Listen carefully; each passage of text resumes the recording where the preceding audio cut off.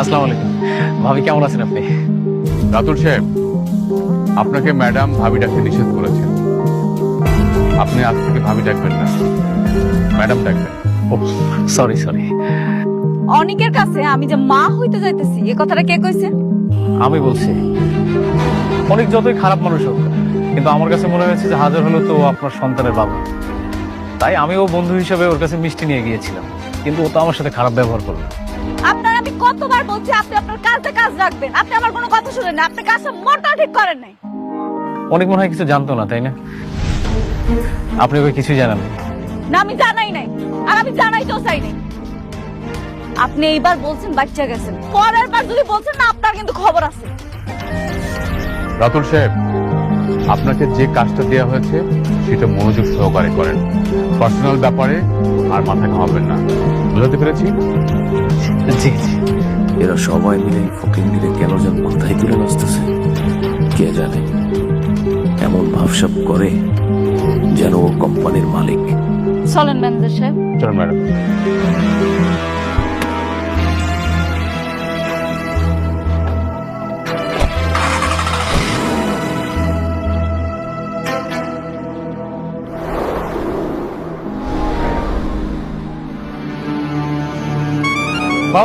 বাবা আপনারা নির্লজ্জের মতো আমার বাসায় কেন এসেছেন? রাগ করে না, আমার রাগ করে না। মানে হয়েছে কি, আমরা কিন্তু এখানে থাকতে আসছি না। আমরা জানি যে আমরা তোমার প্রতি অনেক অন্যায় করছি, কিন্তু এবার না, অপকার না, আমরা তোমার উপকার করতে আসছি। হ্যাঁ, উপকার?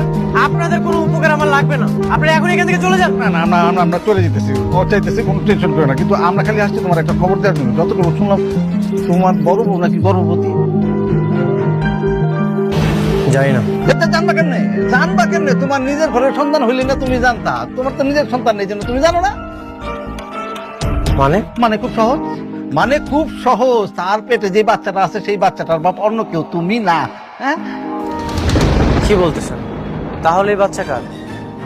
আরে শুন না, রাতুলের কাছে শুনলাম তোমার বউ আজকাল নাকি নাইট ক্লাবে যায়, আর অনেক পুরুষের সাথে উঠা বসা আছে, তারপর টাকা পয়সার কোনো অভাব নাই। এমন ওই বাচ্চার বাপ যে কেডা তোমার বউ নিজেও তো জানে না।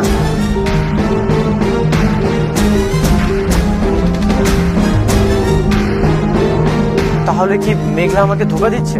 অবশ্যই ধোকা দিচ্ছে। কান নাগার পাবে, তোমার কান্দের উপর চাপা দিতেছে।